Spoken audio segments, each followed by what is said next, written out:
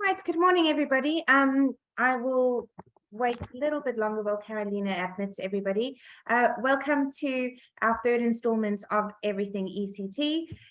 It's been a wonderful couple of weeks preparing all the content for you. I'm getting very excited that school is starting soon. So I'm sure the butterflies are starting, the little bit of anxieties are starting, but it is such a wonderful, exciting time. So we're very happy to be here with you this morning. Elizabeth and I will be chatting with you about different tips and possibly different techniques to use in your classroom for behavior management, working with your children, building the relationships with your students, and also just how you would feel comfortable with your school's policies and how to work through them and work with your SLT and colleagues and fellow teachers on creating the best, most conducive environment for you as a teacher and for obviously optimally your students. So I'd like to welcome Elizabeth. Elizabeth is our education author. She does amazing blogs for ETeach. She has worked in many educational institutes. She's worked with secondary and university lectures. So we are very happy to share our morning with Elizabeth, and just hand over to Elizabeth to introduce herself. Hello, everyone. Lovely to have you here and to talk to you about behaviour. So yeah, just a short intro about myself. I did my teacher training a long time ago, back in the early 90s, and taught in a variety of schools, a variety of settings, different local authorities, different areas.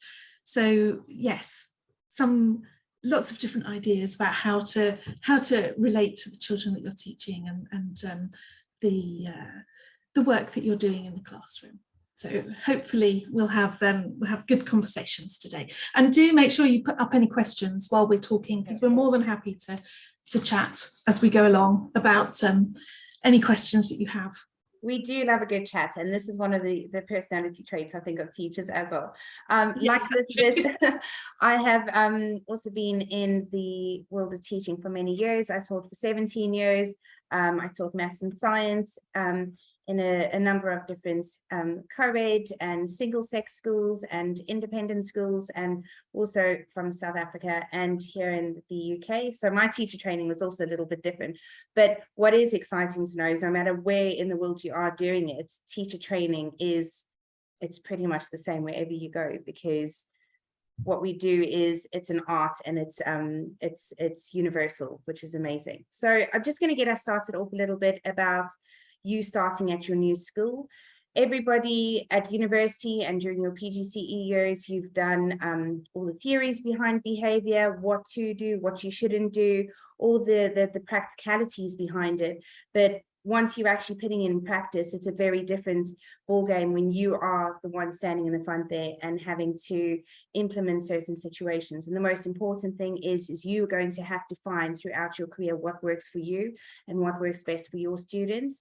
So when you start off at school, you are going to be introduced to the school's policies and the school's procedures, and those are really those are set in stone, because what the school's policies are for teachers, it's going to be on the school website. The parents are going to know, so there are going to have to be certain systems and rules that need to be followed in order to ensure that consistency across the school when it comes to behavior and disciplinary actions and sanctions and rewards are all kept in line so that all teachers are following the same kind of policy.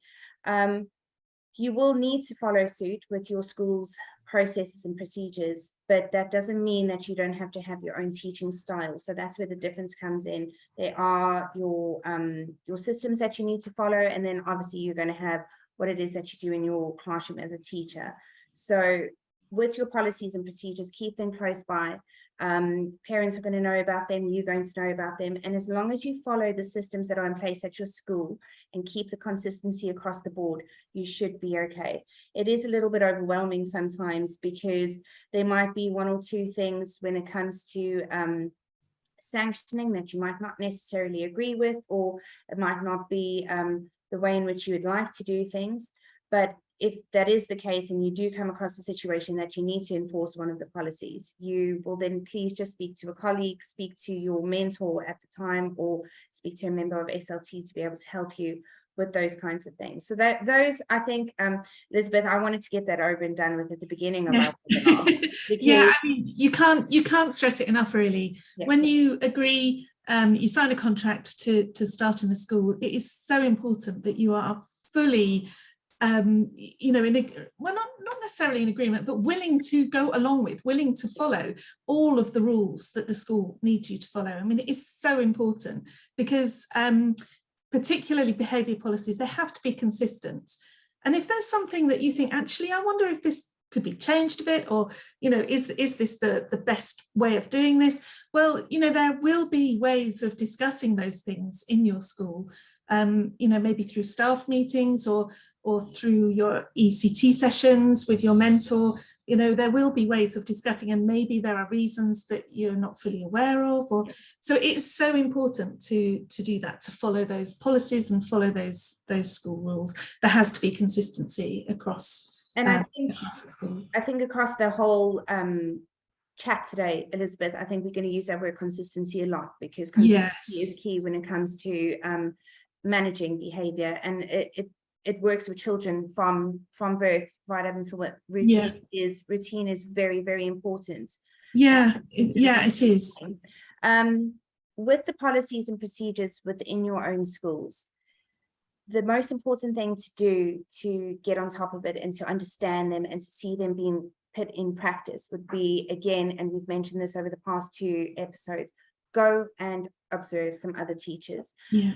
Go and see how they do it. If there's 1 or 2 aspects of the policy or the procedures that they use or sanctions that they put in place that you aren't 100% sure of, or are a little bit unsure of how to actually implement them, go and watch a fellow teacher do it. Also, I think the most important thing is somebody that's been there for a good couple of years, especially in the same school, because they would be an old hat at how these systems work. So if you are unsure, never mind just asking the questions. This is where going to observe lessons comes into play. Again, you cannot learn enough from watching other people, especially really experienced teachers that are willing to assist and help. Yeah, absolutely. I mean, I know there's nothing that really compares with running a room, and being in control and being able to deal with whatever happens in that room. But if you think about those of you who've learned to drive and who now drive with some years of experience, it's a very different experience, isn't it, when you're first learning and you're having to think, right, mirror, signal, maneuver consciously. These are the things that become automatic the more you drive, and consequently the more you teach. There will be things about behaviour management that become absolutely automatic and very smooth, that maybe at first are a little bit, you have to think more consciously about, but you just have to know it will get easier. I think with it getting easier, it is also important to say that I have come across some teachers that have been teaching for 20 plus years, and sometimes they'll have a situation, I don't know what to do with this class. Yeah, absolutely. Yes. Please do not get despondent. You are not expected to be able to nail this immediately in your first year or 2. It really does take time, and you are going to have years that you might have a class that needs a little bit more help or assistance. What you do need to bear in mind is, one thing with teaching is the minute you walk into that class in September, each year is a new year. Every year you're starting from scratch. Each group of children are going to be different and bring a different dynamic. So it's very important to understand that while you are going to learn how to possibly deal with situations better, and it will get easier to be able to pinpoint things quicker, it is never going to be a perfect situation. So you need to be confident within yourself to be able to adapt to your new cohort of children every single year. So don't get down on yourself. Don't get despondent. You are going to have some bad days, even 30, 40 years in the thing. It's like, oh my goodness, I could have handled that situation so much better. So please don't. The first 2 years are going to be a little bit like hair raising, and that is absolutely okay, because we've all been through there. So every new teacher has to start somewhere. Yeah, absolutely. And I think it's so important also, if you can just, however many years you've been teaching, just keep in mind, being open to asking questions. How, can somebody help me, please? How can I do this better? I have this particular child and I've noticed that this always happens under these circumstances. What can I do to improve this? You know, it doesn't matter if you've been teaching 30 years, that's fine. Still keep asking the questions, because ultimately it makes your life easier. So the more open you can be, the better.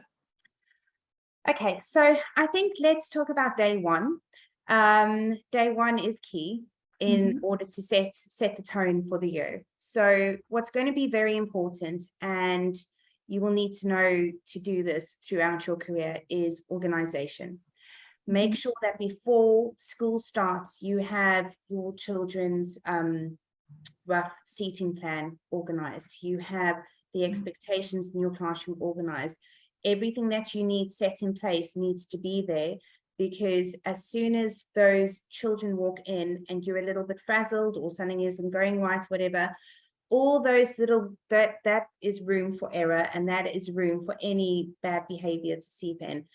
Children are excited to come into school. Children are excited to meet you. Children are excited. So if you are confident and you are organized, that transition is already going to just be that much easier for you. So just ensure that those small things are in place. And it's about setting the standard of what it is that you want in that class the minute they're standing outside your classroom on that first day of school, and that air of that personality that you're going to share with them, that is going to be how they're going to walk into your classroom. So it's very important to envisage what you want before it happens.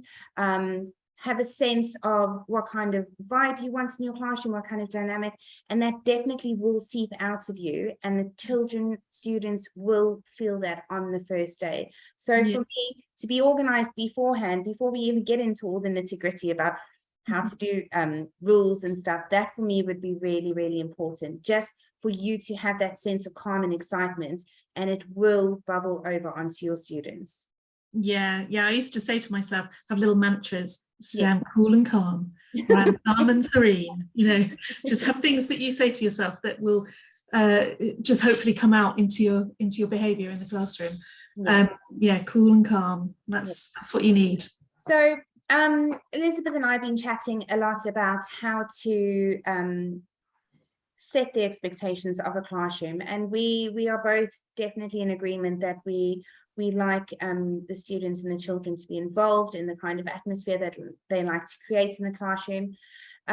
We'll talk more about that, but with that being said, it is also very important that you have a simple set of rules set out for them to set those expectations, because if you just all right, we will do the class rules together, that's great, that's wonderful, but you also need to be prepared to buy into what they come up with as well. So to have those small little simple rules set in place over and above that would be really important for them.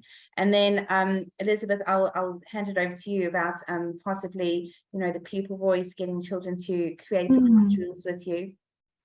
Yeah, I mean, I feel that there were some things that were really, really important to me that I had really, you know, no tolerance of.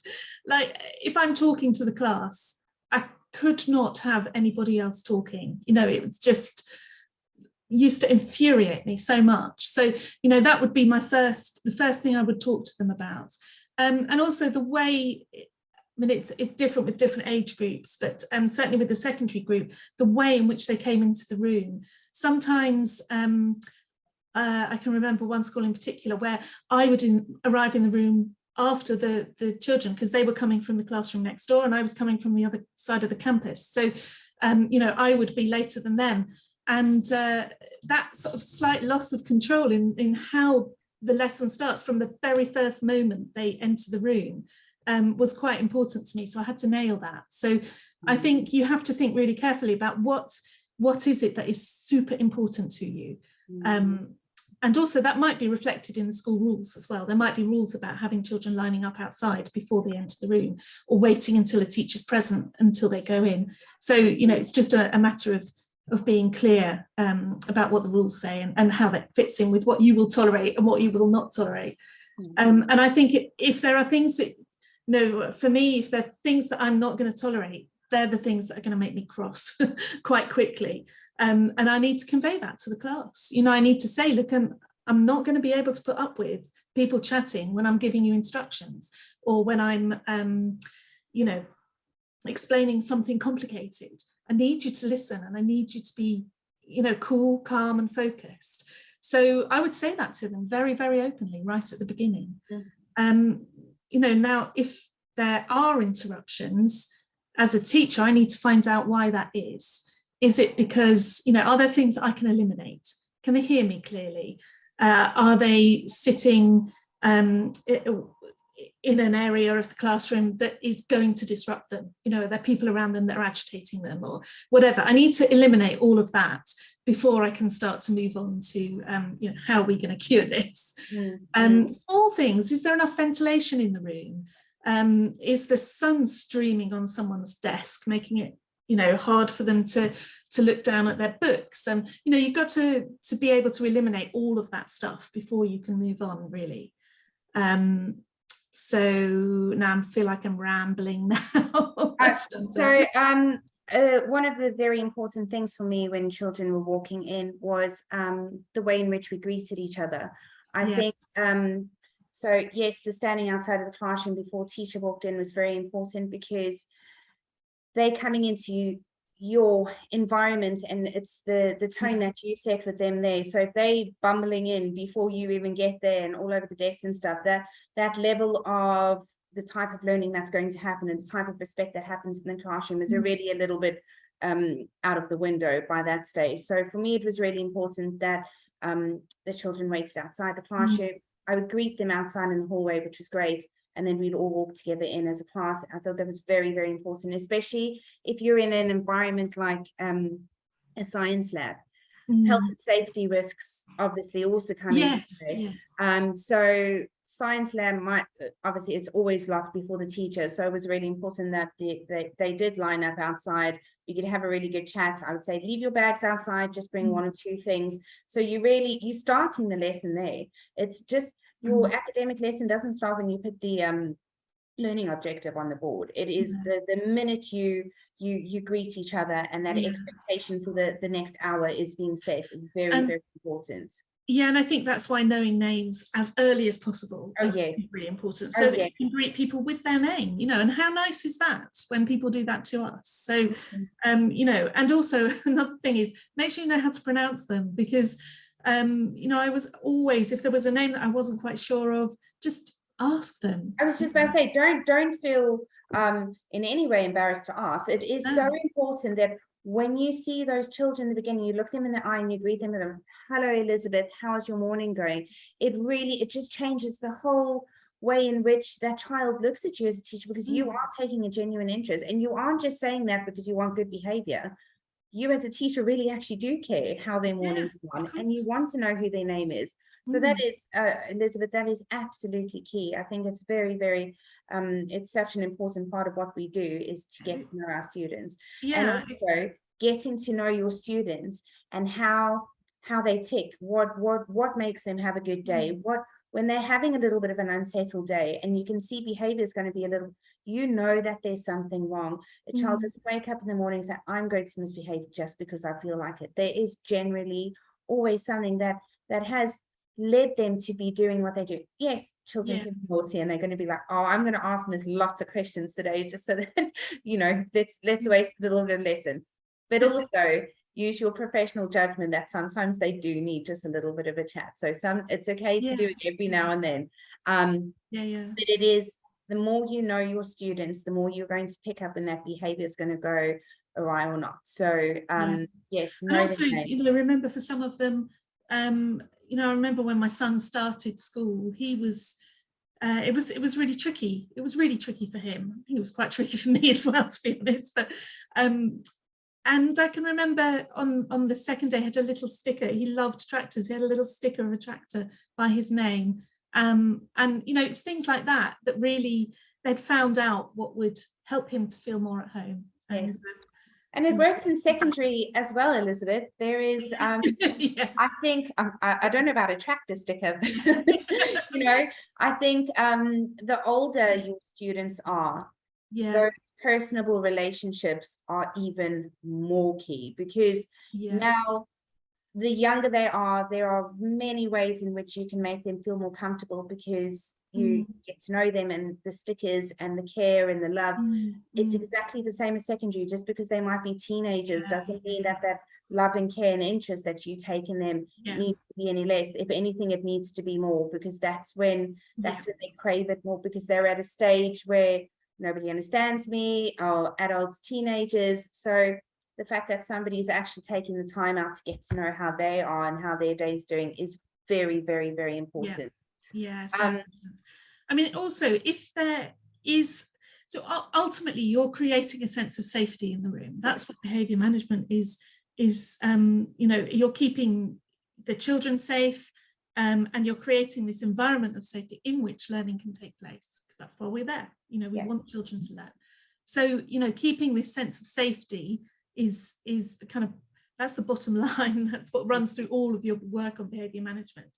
But if there is an incident that you need to address, you can deal with it in, you know, within the session. But then afterwards, you know, you need to have a quick word. Say to the child, you know, is there anything I need to know? What's going on? Is there anything I need to know? This doesn't usually happen. Why did it happen today? What's happening? Just those open conversations with them, and also them realizing that you're picking up what's wrong. And that question that you always say, Elizabeth, is there anything I need to know? I think is super important. They might not be willing to chat about it, but you might be surprised that during a break time, if they see you on duty, or say, oh, miss, you know, that this is what happened this morning. So even though they might not openly speak to you about it then, it will be on their minds that whole day that you have noticed and somebody is caring. So I think that is there anything I need to know question would be very pertinent to your behaviour management within your classroom. And also, you know, it's quite important to reflect on our own behaviour as well. As adults, we generally are not super consistent in our behaviour, are we? I mean, some days we feel short-tempered or impatient. Some days we have all the patience in the world. And I think we just need to remember that we're not expecting, you know, far more of children than we do maybe of ourselves or of other adults. You know, we do know children will fluctuate in their sort of ability to do what is asked of them. Yeah, and it definitely is the way in which we model behavior. They will notice how you handle a situation or how you discuss things with other colleagues. They are watching us all the time in everything that we do. So modeling that behavior, and not just expecting a certain type of behavior because you're teaching a lesson. It needs to be in everything that you do. It needs to be in the assemblies that you might do. It might be the way in which you deal with certain situations on a playground. It's the way that you are around them during lunchtime or pick up or drop off. It is in everything that you do. So don't expect yourself to be one way in teaching a lesson and not to emulate that throughout the entire day. So modeling behavior for them is very, very, very important. Elizabeth, just another point I wanted to touch on with that is we so often only get in touch with parents when something has gone wrong. And it's easier said than done, but sometimes contacting parents, not even just when they've done something great, just when they're doing what they're supposed to do, is so very important. And it's also noticing that just the normal everyday great behavior is being acknowledged just as much as negative behavior is. And I think, as I said, so much easier than done, because you generally don't get time in a day to, I'm going to email because, you know, their homework was done or whatever the case is. But as soon as something goes wrong, you're on that email and you're immediately doing it. So it's about setting time within your day to touch base with their parents and letting them know that I'm acknowledging you're doing exactly what you need to do. You were standing beautifully outside the classroom, or your homework was done, or I noticed how you greeted that person in the corridor. You were a really great friend today. And it's about those communications going back home just as much as any negative behavior. That really does set a beautiful, positive tone within your classroom and in the school as in a greater sense. It doesn't need to take long. It doesn't need to drain your, you know, overload you. It's just a quick, maybe a passing, loved what you did in maths today. You answered that question beautifully. Well done. You remembered to put your hand up. That's great. You know, anything, Just it's so very important, because if they notice that those small normal behaviors are being acknowledged more so than negative, that's the kind of behavior that will come out of them, because they are getting acknowledgement from great stuff, not only negative stuff. Yeah, So yeah. I think that for me is a very important aspect of behavior management. Yeah, and that's all about the relationship building as well with individuals. And I just think also, remember that they are, although they are all individuals, they're also a class, and they are a community. And I think community building is really important as well as a class. Yes. So I can remember one particular class, there was nothing major. It was just that it felt hard work to me. It felt, you know, like there was something just wasn't quite right. And when one day I just stopped, I just said, look, I just want to have a quick chat, you know, can we just try to tease out what's going on here? And it was so informative, and it wasn't anything in particular, but there were a number of little things that were niggling them as a group. And there were a number of things that we were able to iron out quite quickly. And it really, really transformed what happened with that group. So, you know, don't ever think it's not worth doing just because they are individuals, but they're also a community. They are working, you know, they when they are in your room as that class, you know, they are a community, and that community includes you. So it's worth spending time on that. You know, we spent maybe 10-15 minutes of a class, which felt like a long time at the time, but I think it saved us an awful lot of time in the following weeks and months. So it's worth doing that. How can we as a class, including me as the teacher, do better? Because this isn't quite right. You know, we're not quite there. So I would definitely consider doing that. Elizabeth, I wanted to ask a quick question to all of our viewers today. So just a quick, I just want to get a sense of how people feel. What do you know, or how do you feel about sending children out of the classroom? I'd be interested to see if there are any, you know, topics of feedback, because Elizabeth and I have spoken about this extensively, about if behavior goes wrong and sending children out of the classroom and stuff. So I'd be interested to hear what people think about it, or what they've experienced possibly in their teaching placements and stuff. Elizabeth, I don't know if you've got any thoughts on that. The first thing I would say is, you know, when it comes to sending children out of the classroom or having children collected, removed, you know, by a member of the senior leadership team, the first thing is you have to follow what's going on in the schools policy, and also the government's behaviour policy. Just I've forgotten for the minute what it's called, behaviour in schools. So there's a new document, to have a look online. You know, it's important. I think we've got the links for it. Yes, so Carolina has got the links that she will be posting for us. Okay, so you know, have a look at that, because it does list the circumstances in which, you know, those kind of things can happen as part of behaviour management.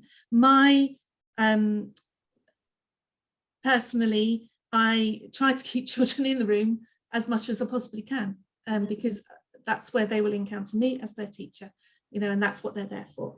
But there has to be a sense of safety in the room. So if that is in any way being jeopardized, then I have to take action. You know, I have a duty to keep children safe in the room. Duty of care, absolutely. So, but my goal always is to try and preempt what, you know, what might get to that stage. So I can keep children in the room. That is where they're going to learn. You know, that's where I need them to be. I have taught in a school where when children were removed, they tended to go to another classroom. So I have had, you know, maybe older children coming into a year 8 class, and they just had to sort of sit at the back of the room and calm themselves down, really, basically, and maybe get on with some work. But so that, I mean, in a way, that's, they are still in a classroom. And I've had some very interesting conversations with children that, you know, to try and get them back on track, back on staying in the classroom, staying in their room and staying learning. But yeah, it's very difficult. My goal is always to try and preempt the need for them to be gone from the room. Yeah, I think so, and I second you on that, Elizabeth. It needs to be so many different systems have been put in place before you actually get to that point. I'm not saying that it never happens. It sometimes has to happen because of the duty of care for the other children in your classroom as well. But there must have been many things that have happened beforehand to even get to that stage. So it's about setting the tone before they walk in, noticing that there's something wrong with one of the children, maybe taking them aside or asking them to sit, you know, in a different spot in the classroom. There are so many different ways to be able to deal with this before you get to a situation to remove them from the room. Sometimes they do need to be removed from the room because they just need a space and to breathe, because, you know, but it's to make sure that you follow the policies, make sure that if they are sent out of the classroom, that it is not to wander around in the corridors, because possibly they can get up to worse something. They need to have a designated place to go or designated person to go, and never just send them out to their own devices if it does get to that stage as well.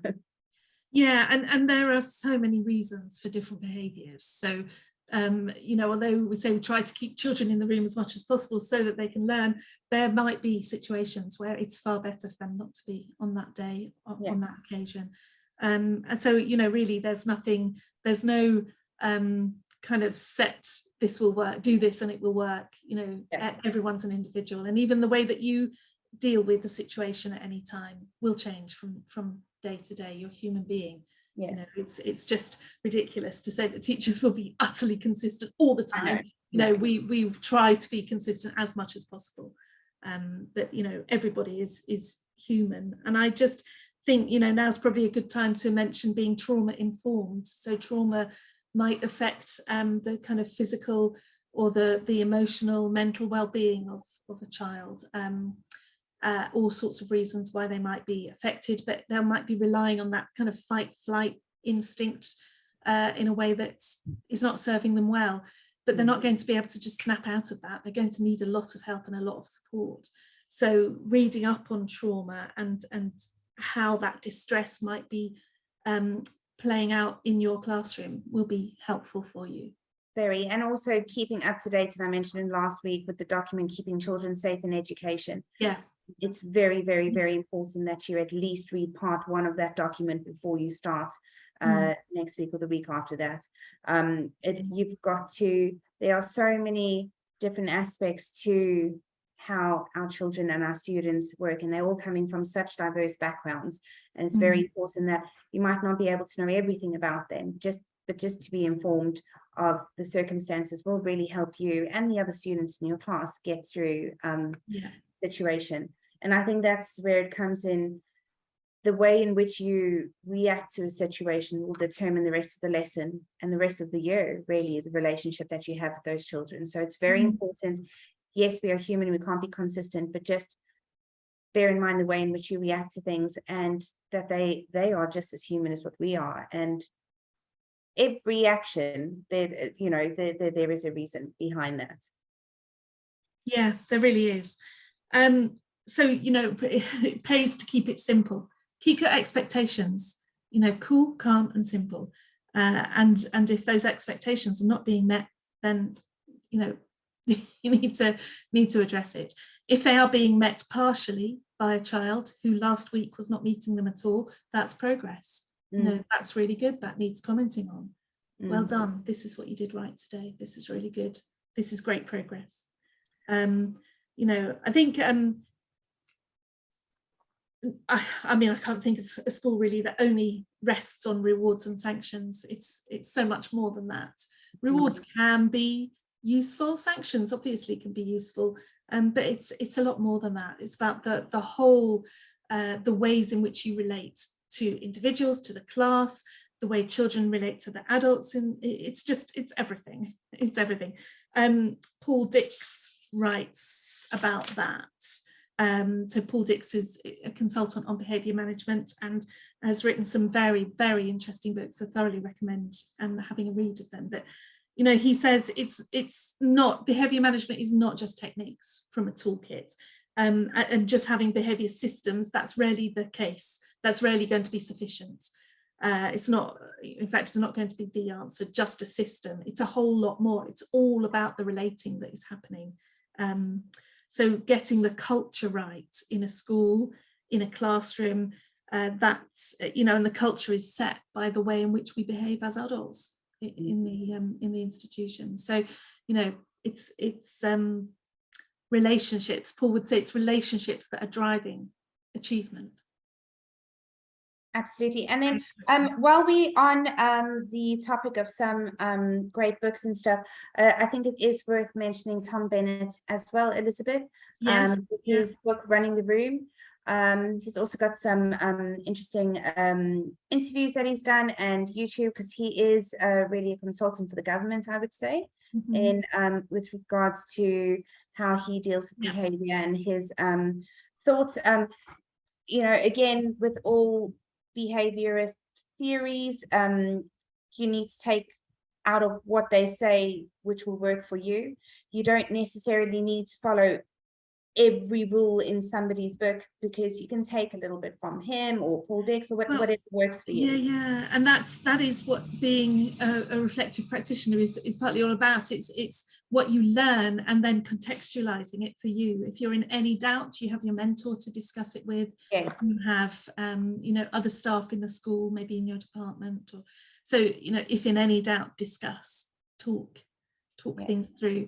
But contextualizing your professional development is going to be the most important thing you can do as you go through and learn more about the kind of art and craft of teaching. Yeah, Elizabeth, I just want to ask the group if there are any questions that anybody may have on the first day of school, or how to write up a class behaviour policy. Is there anything that you might be feeling a little bit anxious about when it comes to the amount of students in your class, the kind of background that you teaching? So please do ask questions, and then we'd be happy to help. Elizabeth, there was a question this morning on our Facebook community that I just want to cover. It was a very organized young woman, and she was saying she's going secondary English, and I know this would be really interesting. She's done all the previous reading and all the lesson planning, and she's a super organized new teacher. And I think her question was, is there anything else that she should possibly be preparing before she starts? I think she's amazingly organized first, but I think just more on the practical side of things. Any tips? Well, the first thing that comes to mind, if she really is super organized, I'd be thinking about filling the freezer with some nice dinners, to make sure that she's for those evenings. I mean, the nights are drawing in now, really quite noticeably when you think back to the end of June. So those days, preparation, definitely. just so whatever you're cooking now, just make an extra portion, so you've exactly stick it in the freezer. I had a colleague who at the beginning of term, she always had enough in the freezer for that half term. So stacks and need stacks a of big freezer. But she used to say, well, it was part of her well-being. She could then wouldn't have to worry, and she wouldn't have to worry too much about shopping, and all there for that main meal. So I'll be thinking about doing that. I think also just keep on learning about the school. Go in maybe if you want to, but don't forget that it's important to try to start the term as kind of cool, calm and relaxed as possible. Yes. It sounds like she's already very organized. So do some stuff. I like the meal preparation. That's an excellent one. There's nothing worse than coming home and it being dark and raining, and then you've got to start from scratch. If that is the case, that's when you start snacking on really yummy things that you shouldn't be snacking on. So teachers are bad for that. Just some questions here, Elizabeth. How do you go about setting class rules, and how much time should be spent on them?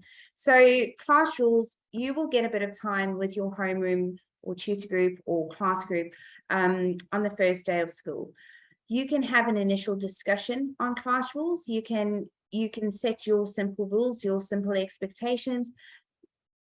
Put a question out to your class to go around and think about what it is that they would like in the classroom to make a conducive learning environment. And a nice idea would be have a blank display board in your classroom for them. And maybe what you can do in the first day is just give them a whole bunch of Post-its, and you can put them up on the first day, post it. So really quick, doesn't need to take much time. Everybody come up with 1 or 2 things and leave those up there for a day. And then, you know, throughout the week, you can add things, you can take things off. Every time they come into the classroom, I would say for the first week, start establishing those. Then possibly in your first tutor session on the Friday or the Monday, you can say, right, let's take the important ones. And then it needs to be a working rule as well. And within that first week, you'll come up with your expectations, have them up there, and then make it into a more permanent document over that first weekend. So it doesn't need to be, you need to set 1 hour for setting the rules. Make it a living, breathing, dynamic thing within your tutor room and within your classroom. So as I said, have your simple set of rules and expectations, your non-negotiables, like speaking when somebody else is speaking. So it's not even just speaking when the teacher's speaking, when anybody's speaking. Yeah, absolutely. Give each other the respect for the questions. That for me was also non-negotiable, Elizabeth. And then make it a working wall, but make a display board.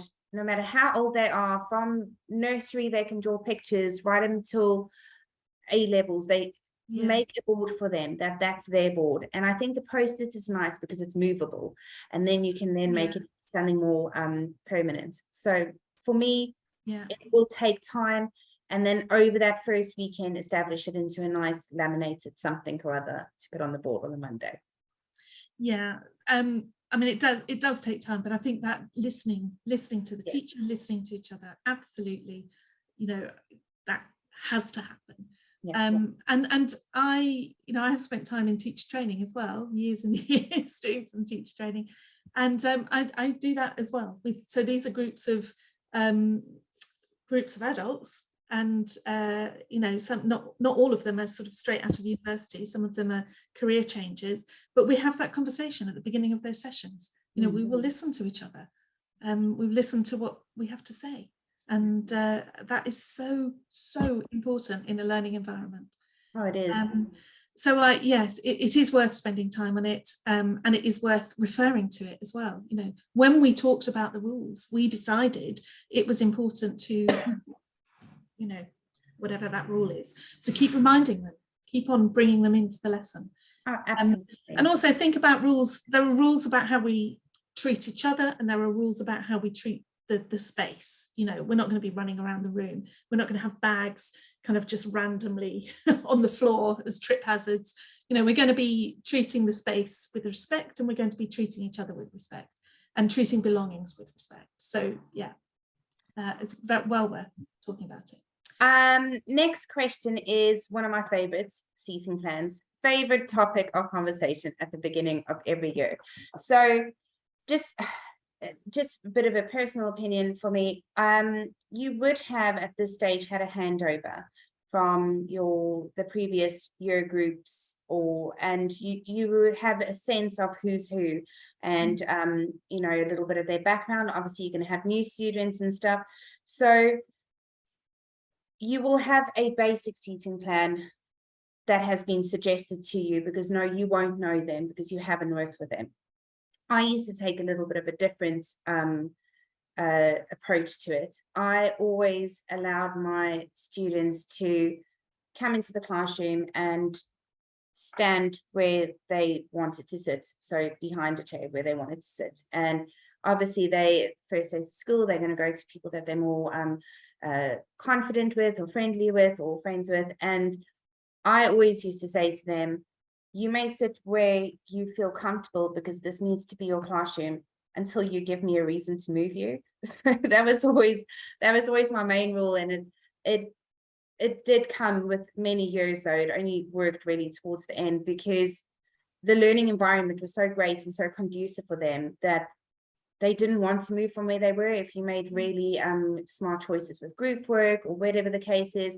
Also, certain children did need to sit on their own, and that was a conversation that you'd have to have with them. So seating plan for me also very fluid for the first couple of days until you get to know them. So yes, you do have background knowledge from a previous teacher, but also get to know your students without just taking what a previous teacher has said for gold, because it is very important that you build that relationship with the children. So seating plans are very important, especially if children have got special needs. So I'm not saying just let them sit wherever. There definitely needs to be some sort of organization, but you can give them the opportunity to prove, look, sometimes it lasts 5 minutes. I'm being serious. I've had literally 5 minutes. Oh, can't do it. You can't sit next to each other. So Yeah. I know it's like literally a perfect world that I'm saying, don't sit where Yeah. you want to sit until you give me a reason to move you. So it needs to be done, and those seating plans, they need to be stuck up on your wall somewhere, especially if you've got a cover teacher coming in. It's very important that they know where that is, but they cannot come in and sit in a different place every day. If that's where they choose to sit and that's where you've sat them and that's where the seating plan is, that's it. And it needs to be up on the board, because the cover teacher, they will take advantage always. It's worth remembering, you know, because some of those children are going to be new to the school, so nobody knows them, no previous teacher has taught them before, and so it is important to, although seating plans I do think can work brilliantly, really good for learning names, and you know, it's a great idea, but you have to remember it doesn't have to be set in stone. So you know, it needs to be fluid, absolutely movable. Because children, you know, what happens to children will change over the year. Their approach to their learning might change. So, you know, there might be children that are particularly struggling that you need to keep a really close eye on. So you're going to have to think carefully about where they are so you can access them easily. You know, all sorts of things. So definitely, I would say a seating plan. You know, particularly at first when you're new to teaching. Yes. But you keep it fluid, keep it flexible. It's not a failure if you end up having to redo it or even just shift a few children around, just so that you can get to that that kind of most positive, nice conducive learning environment. Mm. Good question. Very interesting, because I know a lot of schools are going against sanctions. So this question is, when children speak over each other going against a rule set, what would you do? My school are against sanctions, unless it's a whole class sanction, and therefore I don't know how to reinforce this rule. Due to be it's a tricky one, because you know, you can't do, you know, simple like little verbal warning or whatever the case is. If I would reset the lesson if this is happening consistently. So sometimes, I mean, things that get a little bit animated or excited in the classroom, and I'd be, right, everybody stand up. Let's go stand outside in a line like we would at the beginning of a lesson. Stand outside in silence, all take a deep breath. Let's start again. Good morning, good morning, good morning. And then, you know, move in. Just, you need to, if it isn't, you need to remove the situation. You need to reset. You need to take a deep breath. And sometimes if it is getting very, very animated and it's only a whole class situation, I would possibly do the resets and remove them from the situation, put them back in again. I don't know, any advice from you, Elizabeth? Well, if there's a persistent, you know, if it's happening persistently, then you're going to have to talk to that person. You know, what's going on? Why is this happening? This, you know, how can we change this? How can I help you to listen? How can I help you to, you know, to take part in the lesson like the other children are? You know, that kind of thing, so that there's a demonstration of what they need to do. You know, the goal, this is how you need to behave. How can we get you to that place? And if it is just absolutely persistent, then talk to your mentor. You know, ask your mentor to come in and observe the situation. What ideas do they have in your context? It's quite difficult doing this when you don't know the exact context, but if there is that persistent rule breaking, you have to have those conversations as early as possible, because you don't want the behavior to become entrenched. Okay, oh, this is the room where I can talk over whatever. You know, try to deal with it as swiftly as possible. And as an early career teacher, you are perfectly within your rights to say, hey, this is really difficult for me. Please come in and observe. What can I do better? Give me. And it is difficult. This is possibly going to be the most tricky challenge, besides parents, tricky, challenging situation that you deal with in a classroom. Elizabeth, I'm conscious of time, so I quickly want to go into the next question. It's a really good question. It's really close to my heart because I've dealt with this a couple of times. are there any tips you have for a child who has ADHD in the class, and how to go around in settling him or her in order to keep the class calm and no interruption to the learning for the child, including the classroom community, especially if you don't have a TA? And I never had a TA. I was just always in the lucky position. I just never was in that situation that I had one. I've had a few children in this specific situation, and they need specific tools in place for them to be able to actively get involved with the classroom. They're not necessarily going to be focusing when you need them to focus, or be able to focus at that specific time. I always had other activities for them to do that I knew they could do while listening at the same time. So definitely a yoga ball would be really good instead of a chair for them to sit on. Fidget toys as well. I would have one of the children like to do sit-ups. He used to do sit-ups in the back corner of the classroom, and that really got him focused. And he would answer all the questions and be super involved in the classroom while we were doing it. You need to get to know what works for your specific students, what gets them, what do they need to be doing to actively be involved in the classroom without them feeling like outsiders or external or something special, or they just, especially ADHD. So I always knew what worked for them and what they needed. So I think that's really key. In September, you need to make sure that you've read any, if any of the children have got an EHCP, make sure you've read it, make sure you know exactly what you are meant to be doing in order to enable them to learn in the classroom. So the best thing I would say first for this is to talk to the SENCO, because they will most likely, they'll have generic information to help, so that they'll have advice and guidance, but they'll also probably have specific information to help for that child. Yes. And also they may come in and observe, they may help you, give you strategies, give you ideas for your context. So that is really important.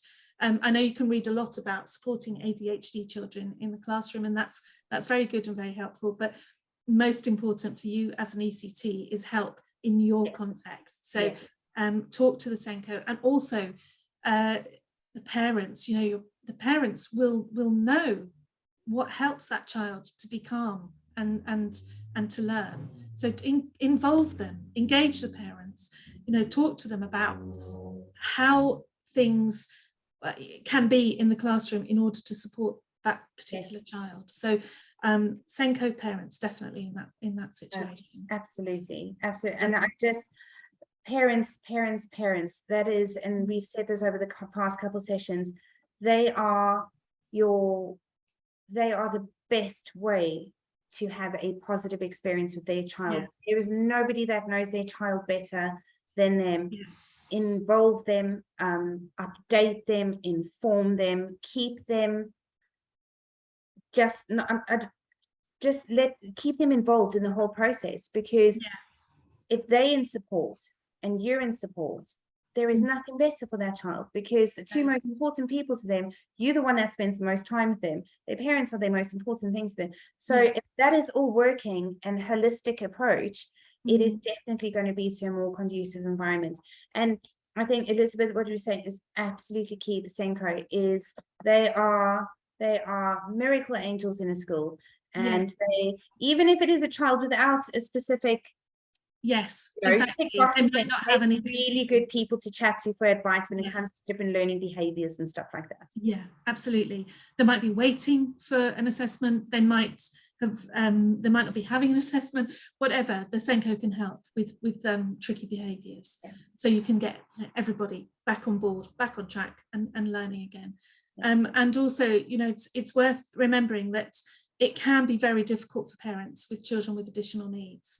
Well, I mean, often it is. You can just look at data, or just look at some of the reports on special needs in schools. It can be really difficult, and I think the more a parent knows that you are trying to do your best for this child, the better the relationship can be, and the more likely the school has the parent support and the parent has the school support, and it all flows much better. So yeah, keep parents on board, definitely. All right, so Elizabeth, I'm gonna take it for a close. Can't believe it's already our last one next week. Yeah, It's incredible. gone so quickly. The August summer holidays have just flown by. Next week we're going to be chatting about so important. It's those relationships that you have with parents, and also the relationships that you have with your colleagues and other staff members within the school. So very key point to your teaching, and I think it just rounds off the series really nicely, because that's just going to be the last, I think we can slide a bit more in about well-being as well, I think. Yes, definitely. And Elizabeth, it is Wednesday, so hopefully you get a lovely Wellbeing Wednesday post for you today on our Facebook. Yes. It was so good last week. All right, everybody. So thank you so much. Please keep in touch with us in the Facebook community that we have, and keep the questions coming. And no matter what time of day it is, we will definitely get back to you.